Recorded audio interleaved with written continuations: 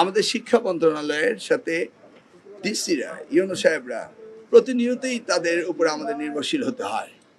অতএব আমাদের ইন্টারাকশন খুব সুন্দর হয়েছে, ফলপ্রসূ হয়েছে এবং আমরা ওনাদের কাছে জানতে পেরেছি যে জিরো লেভেলে অর্থাৎ গ্রাউন্ডে ওনারা কী কী সমস্যা ফেস করছেন সেগুলি আমাদের সাথে বলেছেন এবং সমস্যাগুলি উত্তরণের জন্য ওনারা আইডিয়া দিয়েছেন। মূলত আমরা ওনাদের আইডিয়াই শুনেছি, কারণ ওনাদের কাছে শোনার সময় একটু সময় স্বল্পতা ছিল, বেশি হলে আরও বেশি শুনতে পারতাম। খুব ভালো লেগেছে এবং নতুন নতুন আইডিয়ার কথা ওনারা বলেছেন। এই যে জিপিএ পাওয়ার জন্য গার্ডিয়ান এবং স্টুডেন্ট এক্সামিনার সকলেই অস্থির হয়ে থাকে, এখান থেকে বেরিয়ে আসা যায় না? It's a wonderful question. ক্লাসরুমে হোয়াইট বোর্ড দেওয়া হয়েছে 2 ফিট বাই 3 ফিট, একটি কলমের দাম 7 টাকা, যেখানে 20 টাকা এক বক্স চক পাওয়া যেত। এই 60 টাকা সেভ করার জন্য অনেকেই ক্লাসরুমে তেমন অ্যাড্রেস করে না। তাহলে কি আমরা ব্ল্যাকবোর্ডে যেতে পারি না? ডিপেন্ডস, কখনো আমরা পিছনে যাচ্ছি, কখনো আমরা সামনে যাচ্ছি, ডিপেন্ডস। ওনারা যা দেখছেন তাই আমাদেরকে বলছেন। খেলাধুলার মাঠ নেই, তারপরে এক্সামিনেশন হল নেই। আমরা তো এবার প্রজেক্ট নিয়েছি প্রত্যেকটি উপজেলায় মাল্টিপারপাস এক্সামিনেশন হল করব। ছাত্রছাত্রীদের অনেক অসুবিধা হচ্ছে, সেগুলির কথা হলো। আমাদের ভেরিয়াস প্রবলেম, শিক্ষা মন্ত্রণালয়ে প্রচুর প্রবলেম রয়েছে, অ্যাজ ইউ নো, আপনারা তো এক্সপার্টিস্ট। বলুন, প্রত্যেকটি প্রবলেমই তারা অ্যাড্রেস করেছে। বাট এটার বিউটি হলো তারা একদম মাঠ থেকে যেটা দেখেছে সেটাই অ্যাড্রেস করেছে। শিক্ষার্থীরা অ্যাট্রাক্টেড না, স্কুলে আসতে চায় না, তারা আনন্দ ঘন স্কুল চায়, যেটা আমাদের মাননীয় প্রধানমন্ত্রী আমাদের এজেন্ডার মধ্যে রেখেছে।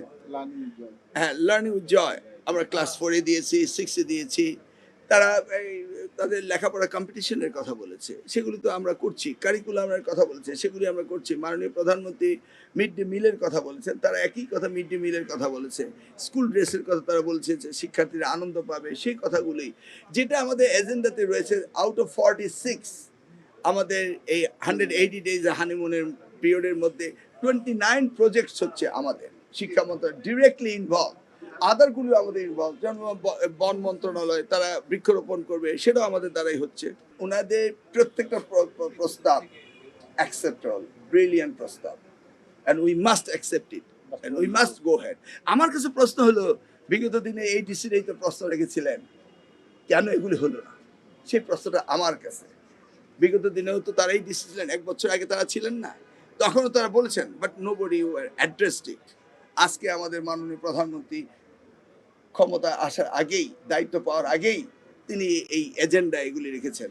কওমি মাদ্রাসার তাদের প্রতিনিধির সাথে আমরা বসেছি এবং তাদের ইকুইভ্যালেন্সি ডিগ্রি যেটা হওয়ার সেটা আমরা কথা বলেছি এবং তারা তাদের সলিড নাটশেল প্রস্তাব দিবে। যেমন দাখিল আলেম এসএসসি, ফাজিল ডিগ্রি, কামেল মাস্টার ডিগ্রি, ওদের শুধু দাওরাকেই বলা হয় মাস্টার ডিগ্রি। ওই লেভেলগুলোকে আমাদের ঠিক করতে হবে, তাদের বোর্ডকে আরও রিস্ট্রেংথেন করতে হবে, তাদের মধ্যে আমাদের কিছু কিছু জায়গায় টেকনিক্যাল এডুকেশন দিতে হবে। ইনডিড তারা যা চায় সেটা আমরা করতে রেডি।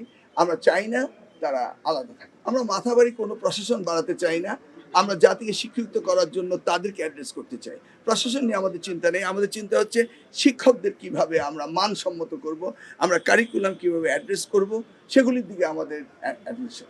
আমার মনে হয় যেখানে যাই সেখানে ডিসিরা মনে হয় যেন আমি যে সুরে কথা বলতে চাই তারা সেই সুরে কথা বলে। এবং আমার মনে হয় যে ডিসি আমাকে বলে, স্যার আমি তো প্রমোশন পেয়ে বেরিয়ে মানে ঢাকা চলে আসছি, আমি বললাম আমার মন্ত্রণালয়ে আসুন।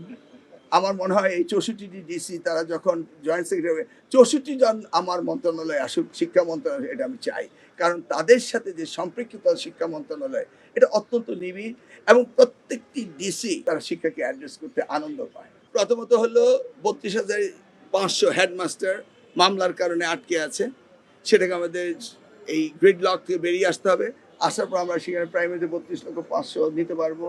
অপরদিকে 14,300 যেটা লাস্ট গভর্নমেন্ট তড়িঘড়ি করলো, সেটাকেও আমরা ডিসিপ্লিনে নিয়ে আসতেছি, সেটাকেও আমরা আস্তে আস্তে নেব। এরপরেই আবার 32,500 শিক্ষক নিয়োগ দিতে হবে। আবার অ্যানাদার 15,000 প্রাইমারিতে রয়েছে, 77,000 আমাদের শিক্ষক নিয়োগ দিতে হবে। পাবলিক সিস্টেমে 7,000 নিয়োগ দিতে হবে আমাদের গভর্নমেন্ট হাই স্কুলতে। Huge number. কতদিন এই প্রক্রিয়াগুলো? As soon as possible. আমরা পিএসসির আশায় ছিলাম, পিএসসি আমাদেরকে যদি না দিতে পারে, তাহলে আমরা ইমিডিয়েটলি ডিসিশন নিব যে আমরা স্পেশাল কোনো পরীক্ষা নিতে পারি কিনা, কারণ আমরা তো শিক্ষক ছাড়া শিক্ষা প্রতিষ্ঠান চালাতে পারবো না, এটা তো আমরা সকলেই বুঝি।